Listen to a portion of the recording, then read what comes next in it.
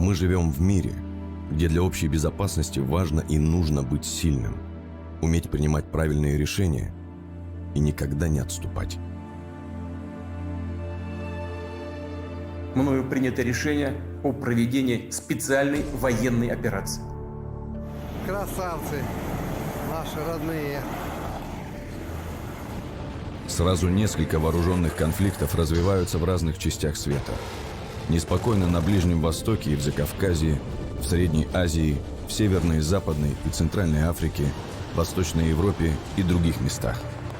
Напряженность активно поддерживается коллективным Западом, который открыто объявил Россию своим врагом и с помощью неонацистского режима на Украине 8 лет назад начал с нами тотальную войну на уничтожение.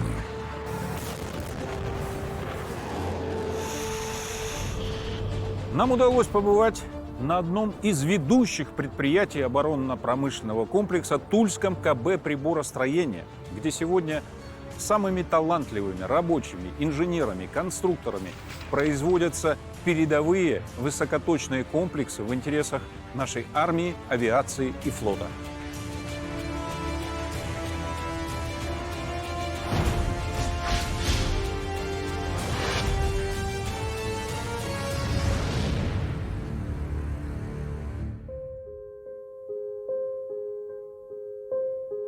В 1927 году на Тульском предприятии, в этом маленьком скромном здании на берегу реки Упа, трудилось всего 26 человек.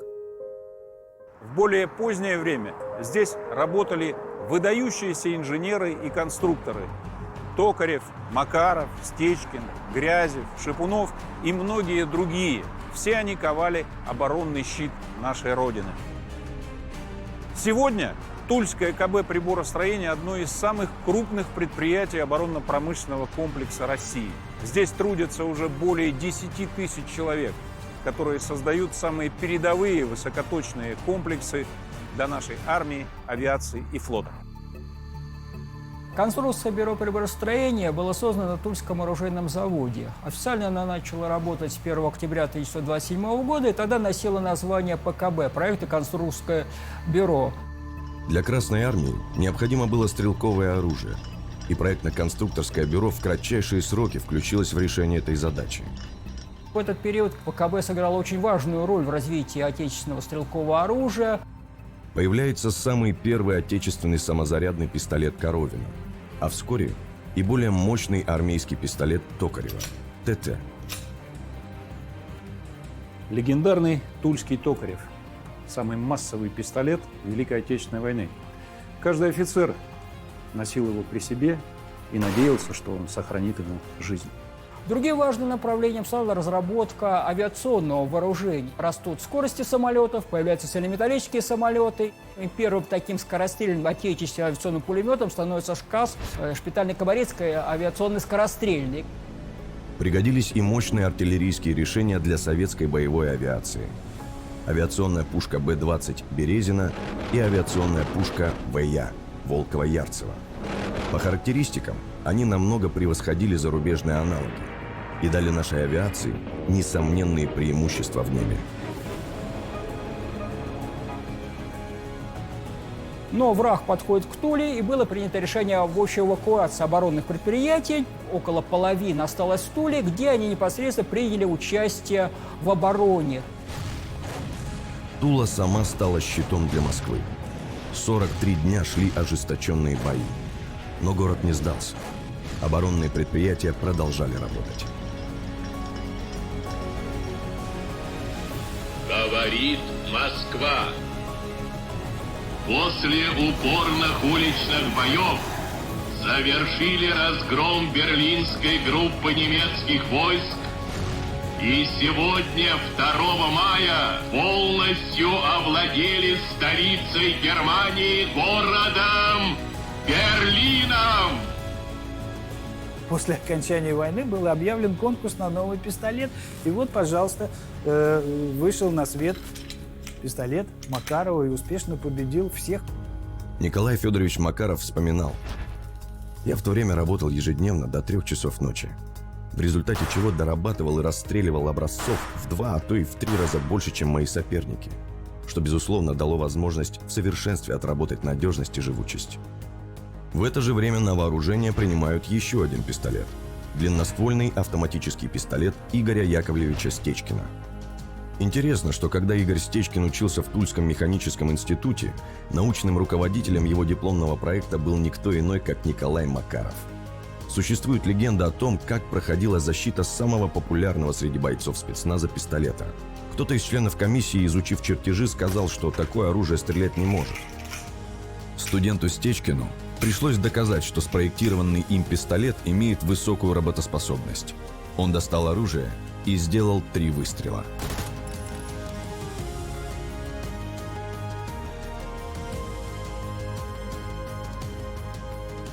Макаров Николай Федорович, он был замечательный конструктор. Не только пистолет Макарова, но и занимался пушками. Посмотрите, эта пушка стояла на замечательном стратегическом бомбардировщике Ту-95. На замену ее пришла пушка Грязева-Шипунова.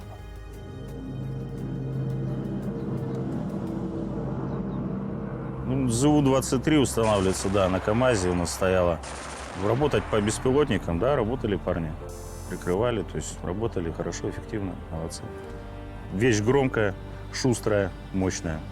Опытные парни расскажут, что также ЗУ хорошо также разбирает здания, легкобронированную технику и укрепрайоны. В том числе по личному составу работать с расстояния там 1,5-2 километра тоже идеально. То есть он выезжает, отстреливает короба полностью и уезжает на заряд.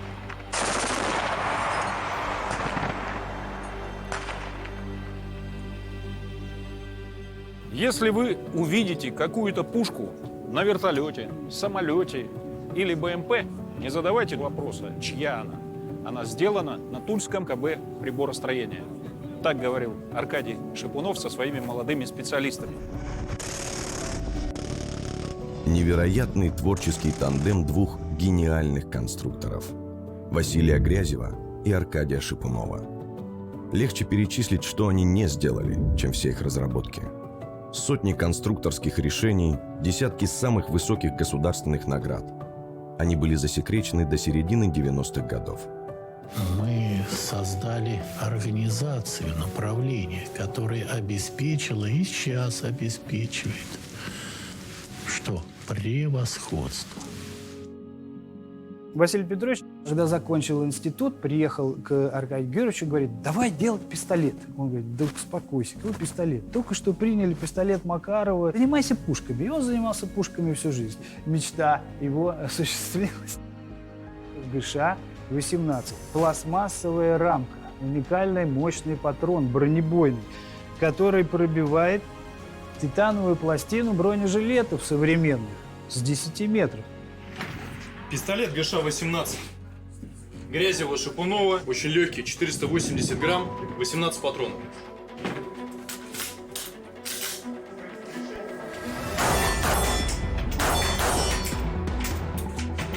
Стоит также на вооружении у спецподразделений силовых структур.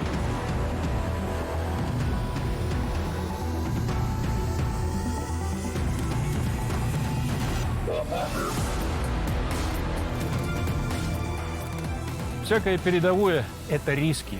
Но не всякие риски – это передовое, повторял Аркадий Шипунов, когда в сложнейшие годы кризиса вместе с Василием Грязевым решил развивать стрелково-гранатометное направление.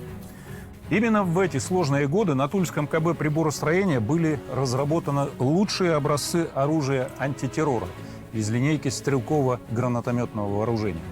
Да, действительно, это пистолет ГШ-18, облегченный гранатомет АГС-30, крупнокалиберная снайперская самозарядная винтовка и легкий ручной гранатомет ГМ-94.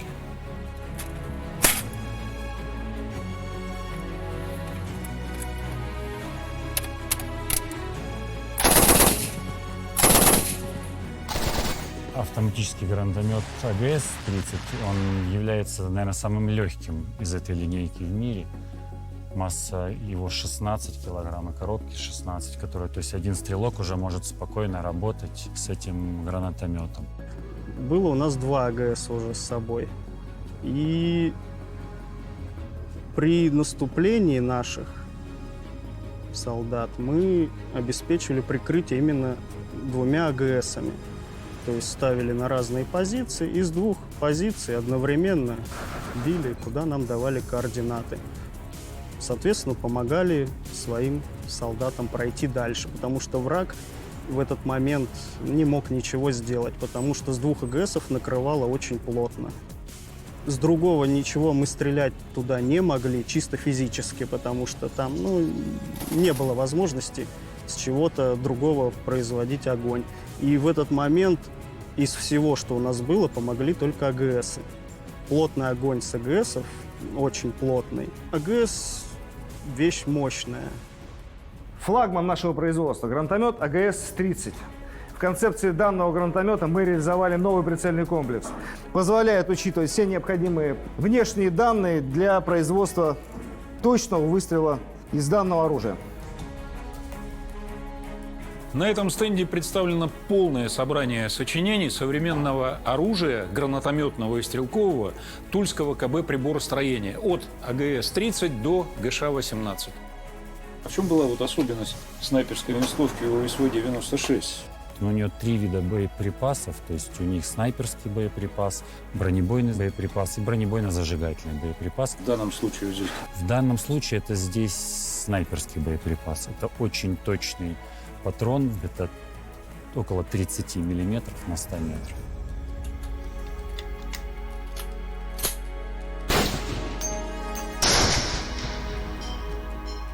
Особое внимание будем уделять гранатометному направлению, создавая новые интеллектуальные боеприпасы.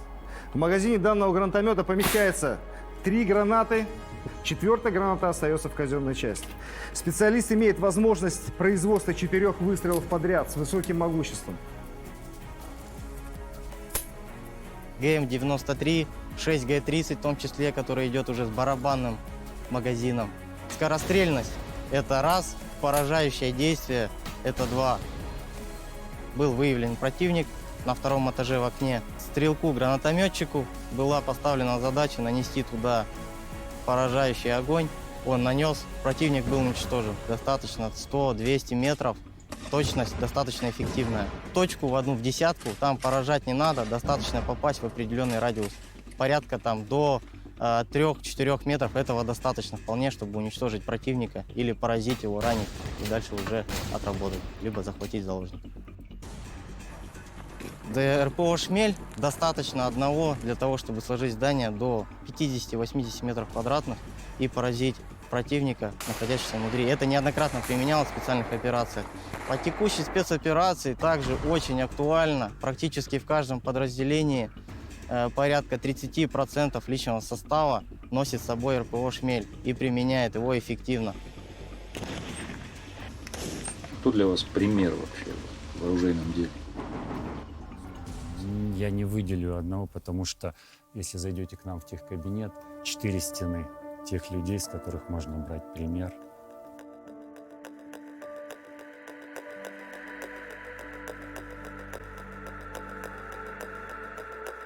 Начиналось с пистолета, а сейчас уже ракеты. Конечно, мы их последователи на новом современном уровне.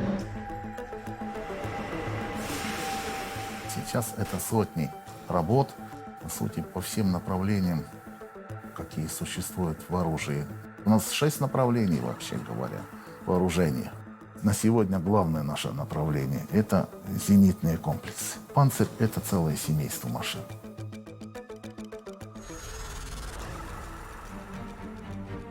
На рынке вооружений «Панцирь» буквально завоевал себе репутацию в горячих точках планеты. Все же определяется реальным использованием, реальной эксплуатацией, реальными боевыми действиями. «Панцирь» — это система уникальна тем, что она реально участвует во многих точках, в реальных конфликтах и показывает свои возможности.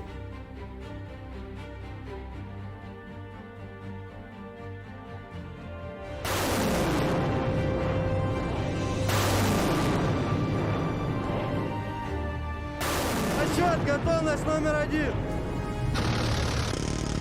На машине отмечено у нас 8 звезд. Это 8 успешно сбитых целей, 7 самолетов противника и 1 вертолет. Данный комплекс показывает себя очень эффективно. Сегодня, когда «Панцирь» известен всему миру как грозное и надежное оружие противовоздушной обороны, можно раскрыть тайну его рождения. отсутствовала станция. Это станция сопровождения целей и управления ракетами. И нашим руководством, тогда Аркадием Юрьевичем Шипуновым, было принято решение создать данную станцию самостоятельно, без участия институтов головных. Мы ее сделали. Стоит на всех наших боевых машинах и защищает нашу Родину.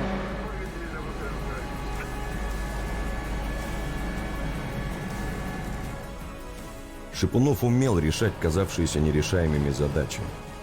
У смежников нет необходимой панцирю локационной системы. Говорят, что такое в принципе невозможно. Он принимает решения, и оборудование делают непосредственно в КБ. Этот стиль преодоления трудностей стоит за каждой разработкой.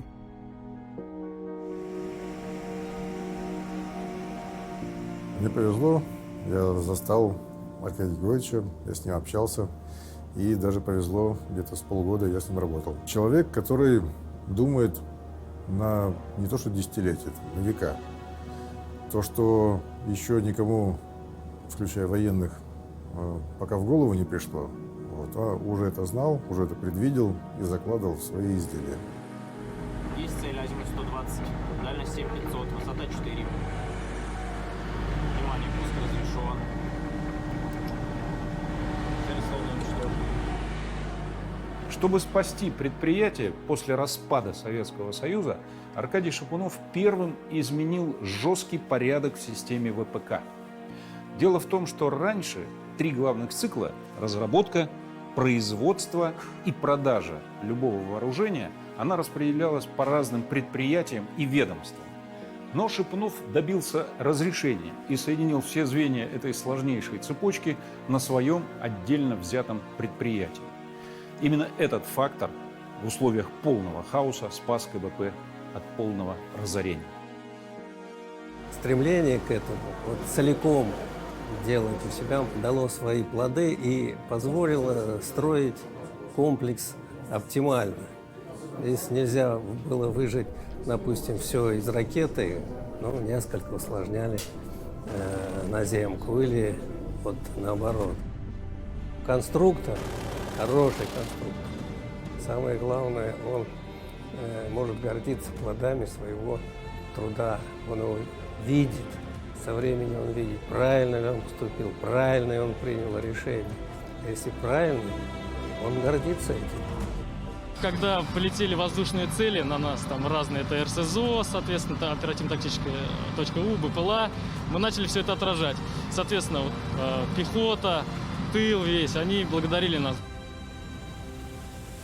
Колонна остановилась для того, чтобы вооружиться, и в этот момент на нас налетела сушка, Су-25. Дело в том, что превосходство в воздухе, оно определяет победу, по сути.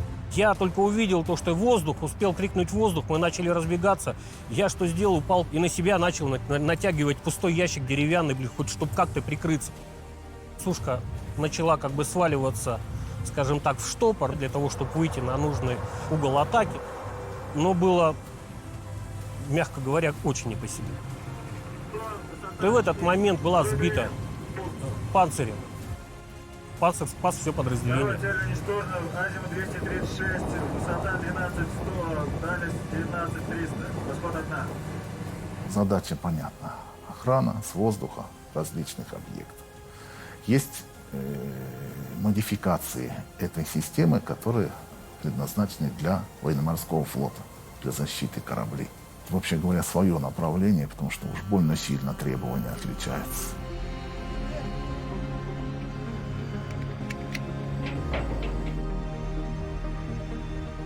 Сегодня в Туле уже серийно производится и поставляется на корабли военно-морского флота новейший зенитный ракетно-артиллерийский комплекс ПВО «Панцирь-М». Он прикрывает корабли в ближней зоне от любых средств нападения противника в радиусе примерно 20 километров. Начать поиск воздушных целей, сектор поиска круговой. Он 4-канальный, он сопровождает 4 цели и наводит одновременно 4 ракеты на эти цели. И любая из 4 целей, если она входит в зону, по каким-то причинам не поражена достаточно, в зону артиллерийского вооружения, может быть автоматически дострелена пушечным вооружением. В КБП впервые появилась зенитная ракета с отделяемым двигателем. У ракеты отсутствует маршевый двигатель. Нас многие критиковали, но летчик не видит эту ракету, она невидима. Двигатель работает всего несколько секунд, отделяется, а дальше она летит как артиллерийский снаряд. Получается очень дешевая ракета. Почему КБП именно сделала такой комплекс? КБП является разработчиком пушки, КБП является разработчиком ракеты, КБП является разработчиком артиллерийской установки. Такого предприятия в мире вы не найдете больше.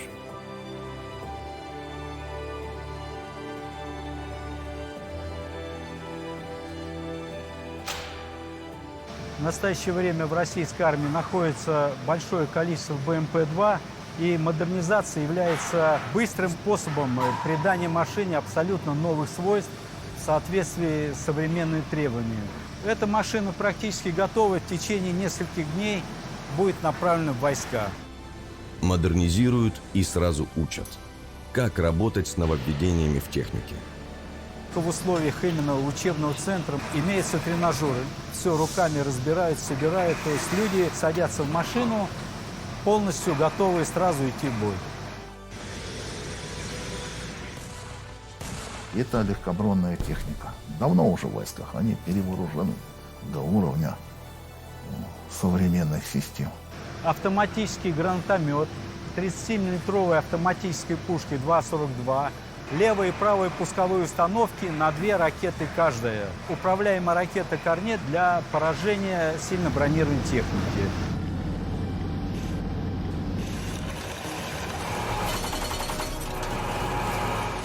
Пушка очень эффективная, высокая скорострельность. Мы применяли БМП-2 с пушкой 2,42, скорострельная пушка 30-мм, в качестве машины боевой поддержки танка. Была задача уничтожить наблюдательный пункт врага, находящийся на окраине Павлополя и размещенный в бывшей ферме. Так как дистанция была свыше 4 километров, пушка 2,42, естественно, не могла до нее дотянуться, но задача была БМП обеспечить работу танков. То, что в этот момент выкатывалось 2 БМП и просто-напросто выносили все на дистанции где-то 2,5 километра. Просто стригли кусты, стригли возможные, места залегания. Да. В этот момент ни один оператор ТУР, когда летит такой шквал огня, никто носа не покажет. Именно состав вооружения определяет уникальность. Такого состава нет ни у кого. Все сами сделали. Прицелы, наводчика, прицел командира – это собственная разработка КБП.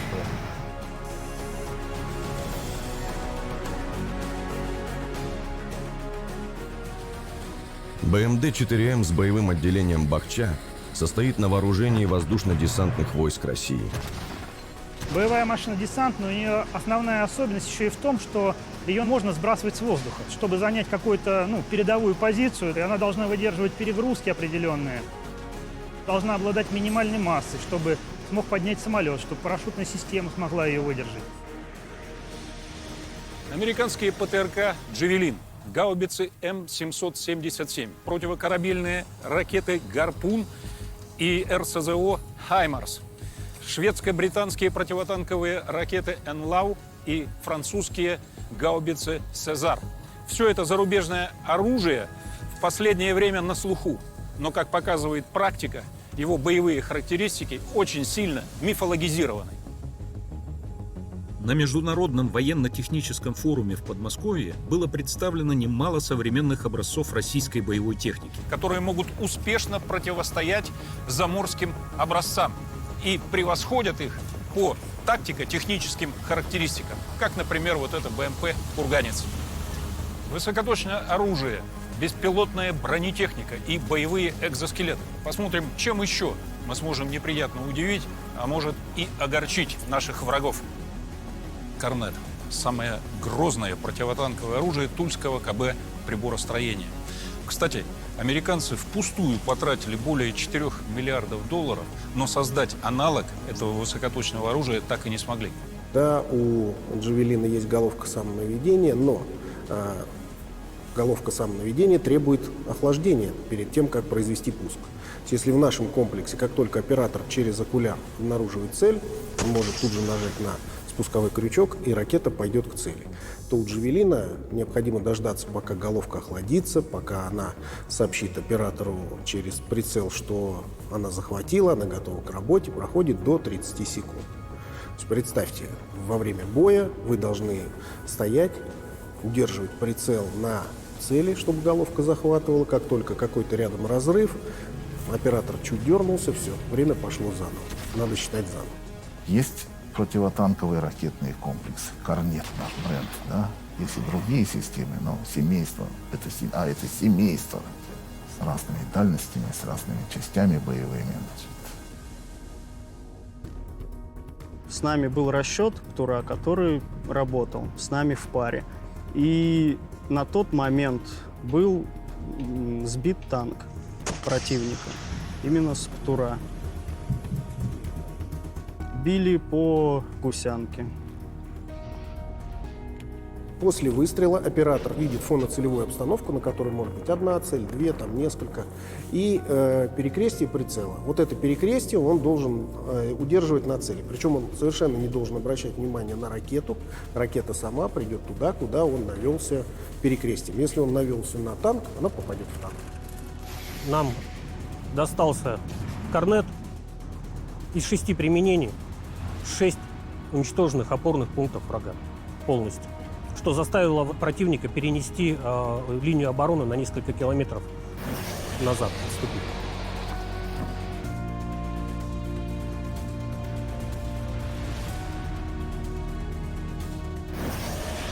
В этом комплексе была применена система управления на полупроводниковом лазере. Пусковая установка создает полезный сигнал, поле управления, а приемник стоит в хвосте ракеты и принимает это излучение. По этому излучению ракета понимает, где она находится и куда ей надо лететь. Построение такой системы управления позволило сделать этот комплекс полностью помехозащищенным. Какие бы помехи противник не ставил, ракета их просто не видит, их не реагирует, и сбить систему управления невозможно. Теперь о спецоперации по защите Донбасса. В работе противотанковый ракетный комплекс «Корнет» подразделения ВДВ. Уничтожена огневая позиция ВСУ на заброшенном предприятии. В середине 70-х, во время учебных стрельб, Аркадий Шапунов заметил большой уровень рассеивания артиллерийских и реактивных снарядов. На что он с юмором отреагировал. Противник может не заметить, что его кто-то обстреливает. Именно после этого в Тульском КБ приборостроения началась активная разработка первых высокоточных систем и снарядов, многие из которых до сих пор успешно применяются на поле боя и не имеют себе равных среди зарубежных конкурентов, особенно в соотношении цена-качество. Есть артиллерийские комплексы высокоточные. Ну, там тоже целое семейство. Вот основа – это Краснополь, который вы здесь видите. Есть модификации, которые стреляют из минометов. Есть модификации, которые стреляют с воздушных носителей.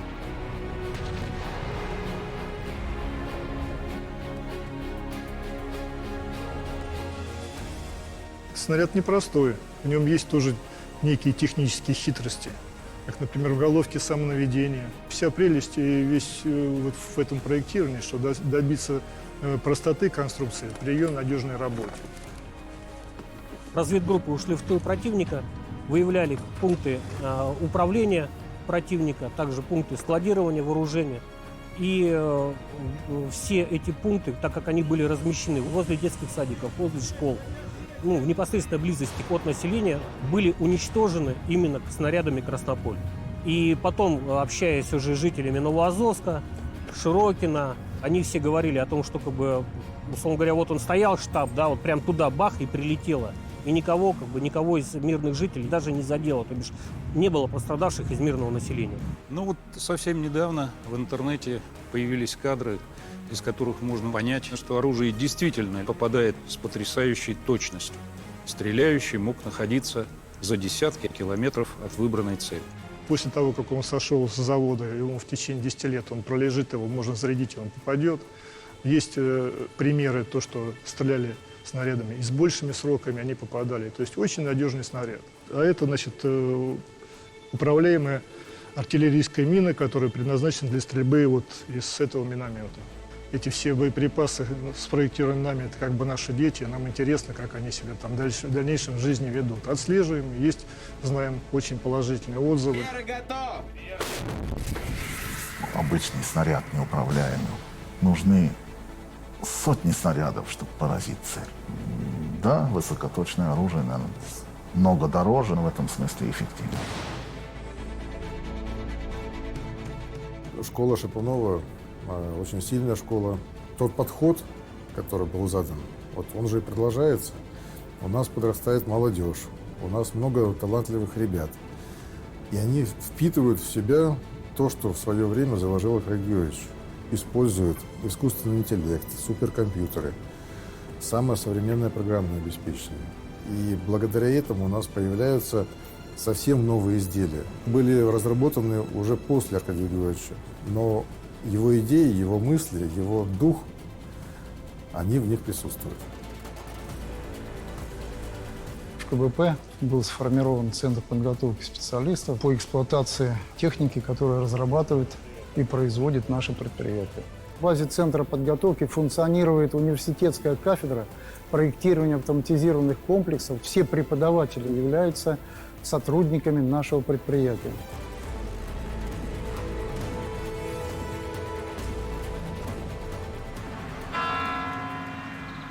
Парад! Под государственный флаг Российской Федерации и знамя Победы! Смирно! Зрители Парада Победы любуются выучкой и слаженностью, красотой формы и, конечно, военной техникой, когда она появляется в колоннах и в небе. 30% ее несет оружие, разработанное КБП имени Аркадия Шипунова, входящим в холдинг высокоточные комплексы государственной корпорации «Ростех».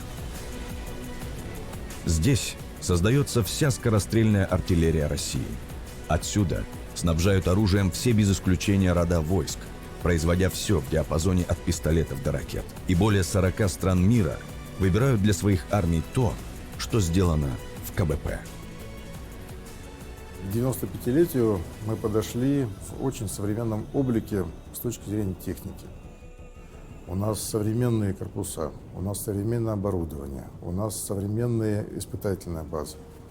Предприятие крепко стоит на ногах, у нас диверсифицированный бизнес, у нас разные продукты, которые востребованы от инозаказчиков до всех родов и видов войск нашей армии.